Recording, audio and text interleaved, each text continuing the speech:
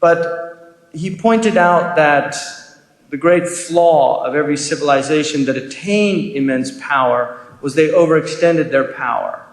They went beyond their limits, transgressed their limits.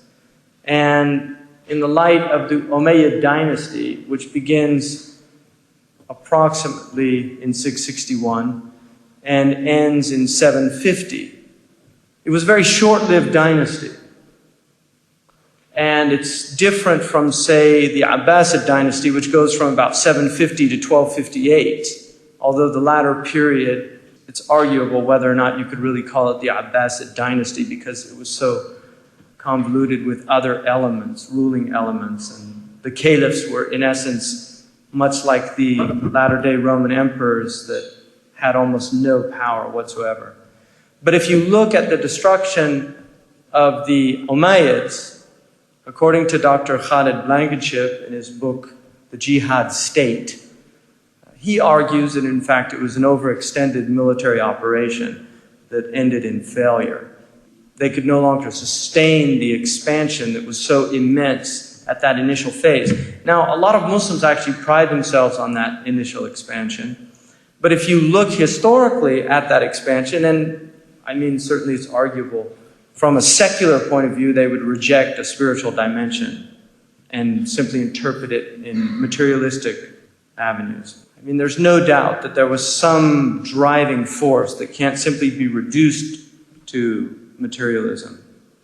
It's arguable whether or not that was actually a positive force on the world, because if you look at the Umayyads, I mean, one of the things that they were totally uninterested in is spreading Islam. I mean, the Umayyad dynasty had no interest in converting other peoples to Islam.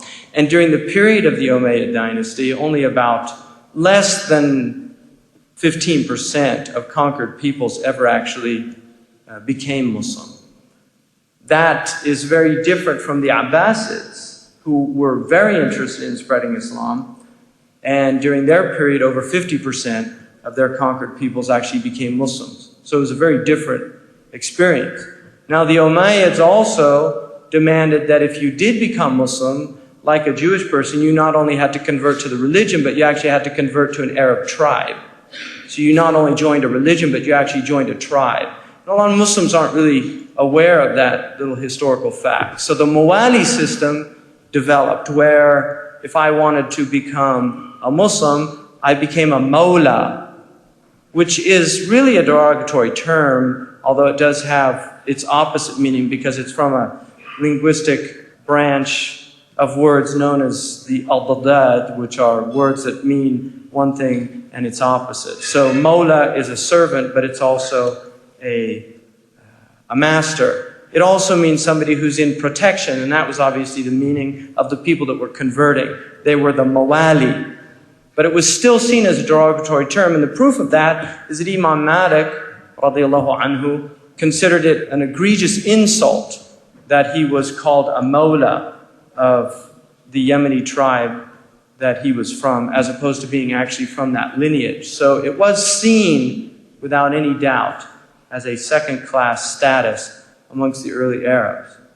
Now, this military expansion of the Umayyads was, according to them, fulfilling this command to go out and subdue the world and to subdue it to the power of Islam, the might of Islam. And they believed that they were promised dominion and success over all the peoples of the earth. And that was very much, I think, part of their doctrine. Well, that was not adopted by the Abbasids. And I think it's very important for Muslims to consider the fact that those civilizations that took this version of Islam as their version of Islam had very short-lived societies. Very short-lived societies. They basically came to end within 100 years, which is what Ibn Khaldun says is the average period of the strength of a civilization. The Abbasids, on the other hand, did not. Well, they introduced several things that were not there before, like the concept of Dar al-Sulh, that it's actually wise to have good diplomatic relations with peoples. Now, there are Muslim scholars that actually believe that that's only a strategy, a short-term strategy.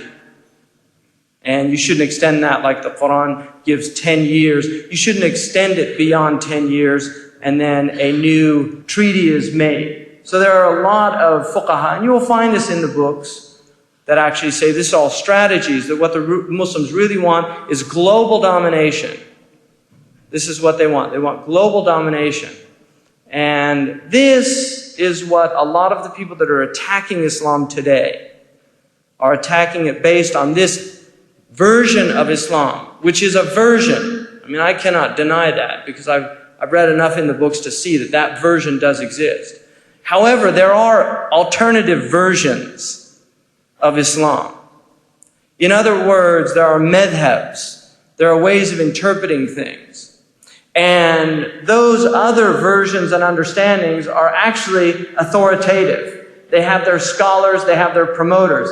I mean, it's interesting that Ibn Taymiyyah himself was of the belief that all jihad was defensive.